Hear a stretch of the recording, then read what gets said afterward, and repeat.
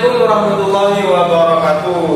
Selamat pagi dan salam sejahtera untuk kita semua. Nah, episode kali ini kita akan mengangkat tema tentang lulusan bahasa Indonesia mau jadi apa.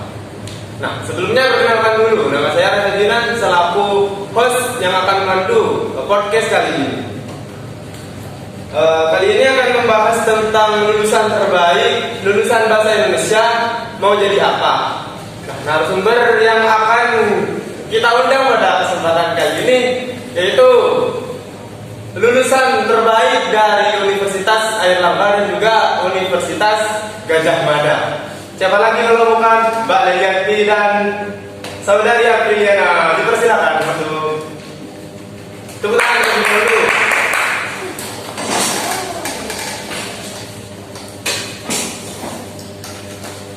Sebelumnya bagaimana perjalanan menuju ke sini?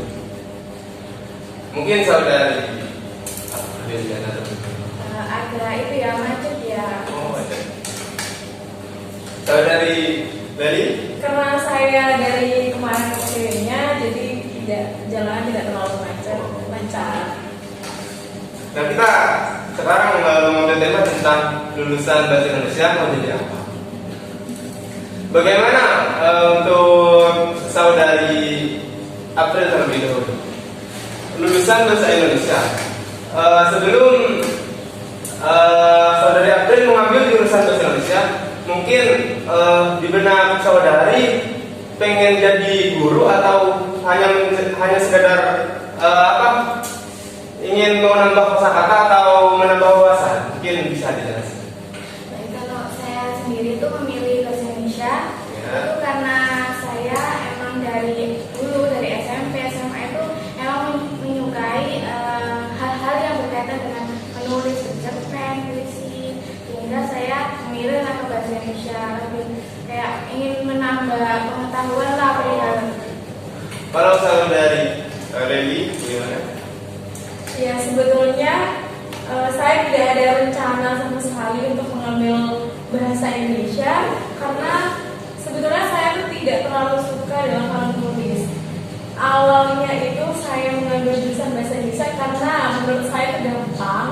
Jadi saya bahasa Indonesia gampang, cuman suruh menulis, mengalang, karena pemikiran saya setelah lulus SMA itu seperti itu. Tapi setelah saya kuliah dan mengambil jurusan bahasa Indonesia ini, menurut saya itu bahasa Indonesia tidak gampang. Sangat kontradiktif ya antara pemaparan dari Saudari Aprilia dan Saudari Leli. Mungkin jika tadi Saudari Aprilia sangat menyukai tentang tulis menulis, apakah sudah ada karya dari Saudari Aprilia sendiri? Alhamdulillah, saya udah 2 kali menerbitkan buku. Sebenarnya itu saya ingin bahwa buku terbitan saya ingin saya kasihkan ke kakak, tapi saya lupa, ingatnya pas di tengah perjalanan. Seharusnya bisa dibawa. Bagaimana untuk Saudari Leli sendiri? Kan tadi Saudari Lelianti mengatakan bahwa Saudari tidak terlalu suka dengan jurusan menulis. Lalu mengapa mengambil jurusan menulis? Iya, sebetulnya saya memang tidak terlalu suka. Planning saya awal itu saya menaruh pada jurusan pertama yaitu pendidikan notarias. Karena passion saya tuh di make up seperti itu. Yang jurusan yang kedua yaitu saya taruh itu pendidikan agama Islam. Kenapa saya menaruh pendidikan agama Islam? Karena saya disuruh oleh kedua orang tua saya. Dan untuk yang jurusan ketiga ini saya menaruh bahasa Indonesia karena itu tadi saya tidak punya pilihan lain yang pertama, dan yang kedua itu menurut saya awalnya bahasa Indonesia itu gampang, tetapi ternyata tidak semudah itu setelah menjalaninya. Mungkin bisa dijelaskan tips and trick mengapa Saudari Lelianti ini bisa lulus di universitas yang favorit, yaitu Universitas Gadjah Mada. Mungkin karena itu ya, doa mungkin yang pertama. Iya, doa dari kedua orang tua saya dan juga saya. Terus sebelum itu juga memang Universitas Gadjah Mada ini adalah salah satu universitas yang saya ingin. Jadi sebelum itu saya menyiapkan yang akan disiapkan pada tes pada saat itu. Jadi saya mencari soal-soal yang akan diteskan pada SBMPTN. Lalu belajar juga tentunya. Dan juga saya tidak begitu ekspektasi saya itu tidak terlalu tinggi untuk saya bisa terima di Universitas Gadjah Mada. Jadi saya pasrah aja tersebut. Tapi ternyata alhamdulillah saya keterima. Wah, selain support dari kedua orang tua, apakah ada support system seperti doi gitu? Oh iya, kalau itu memang ada dari pacar saya. Lalu beralih ke saudari kita. Bagaimana tips dan trik Anda supaya bisa masuk ke universitas impian seperti Erlangga? Mungkin bisa diberikan tips dan trik. Kan Universitas Erlangga ini termasuk salah satu universitas yang ternama di Kota Surabaya ya. Itu agak susah ya masuknya itu. Jadinya saya itu minta izin ke orang tua, saya ingin ke sini. Akhirnya orang tua mendukung. Saya pun dari kelas 10 SMA itu belajar terus. Habis itu juga didukung dengan sekolah yang ada pelatihan tryout, SNM itu. Akhirnya alhamdulillah saya Bagus ya. Kalau tadi saya menanyakan tentang lebih kepada saudari. Lalu bagaimana support system seperti itu? Apakah saudari April di sini mempunyai seperti saudari Leli?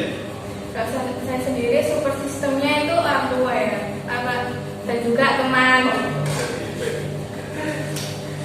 Lalu sekarang ini biarannya itu seperti apa saudari? Kalau saya lagi sibuk mau nerbitin buku lagi Tentang puisi apa? itu novel. Mungkin bisa diceritakan judulnya mengapa atau temanya mengapa Anda menulis novel tersebut? Ceritanya itu tentang keseharian anak rantauan. Kan pastinya kalau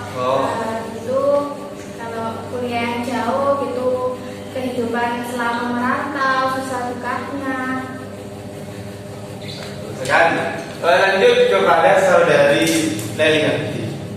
Kegiatan saat ini saudari ada kegiatan apa? Apa hanya sekedar berhias atau makeup seseorang atau ada kegiatan lain? Iya, karena saya passionnya bukan di bahasa Indonesia.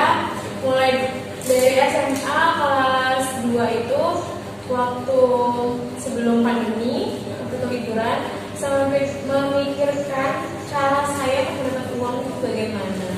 Jadi pada saat itu, karena passion saya di makeup dan pada saat itu saya punya kenalan seorang guru MUA, makeup artist intinya. Jadi saya kursus sekitar 5 harian, sekitar budgetnya pada saat itu 1 juta lebih.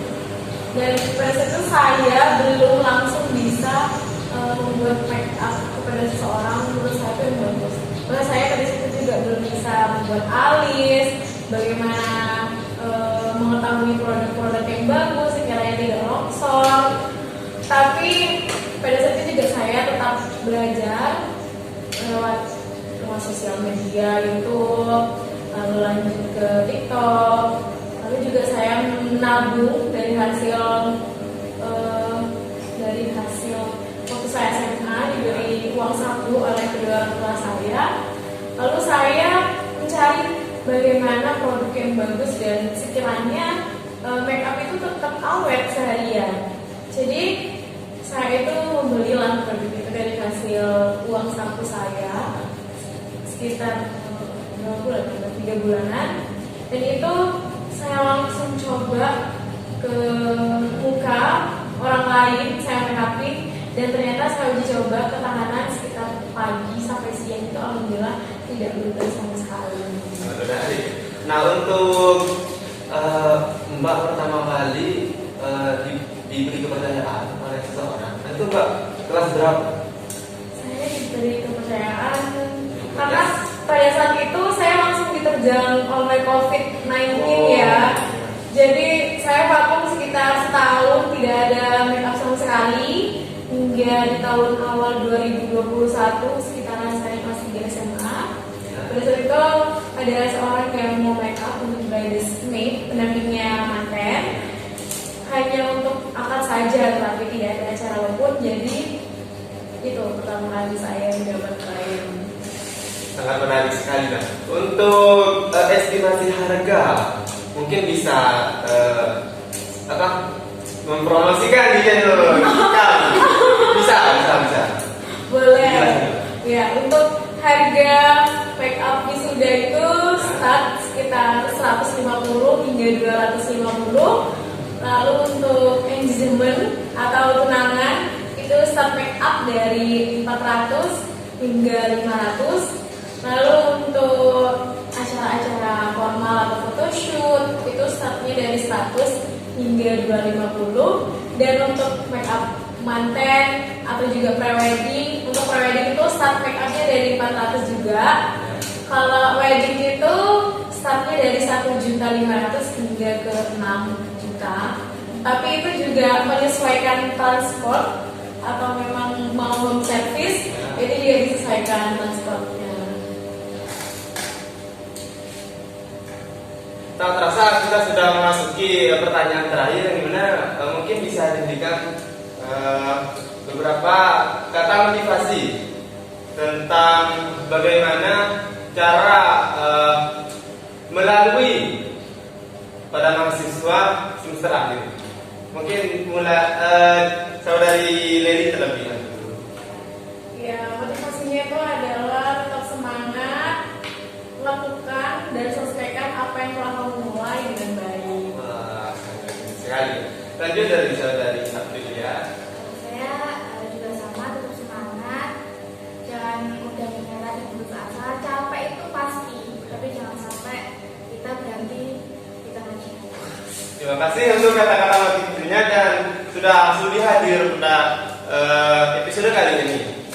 Tak terasa kita sudah sampai pada penghujung acara, yang dimana episode kali ini cukup menarik ya. Mulai dari materi yang diambil atau tema mengenai lulusan bahasa Indonesia mau jadi apa, dan juga tentunya kita bisa mendapatkan narasumber yang hebat, yang dimana lulusan Gajah Mada dan juga lulusan Airlangga. Kita akhiri episode kali ini. Kurang lebihnya mohon maaf. Wassalamualaikum warahmatullahi wabarakatuh.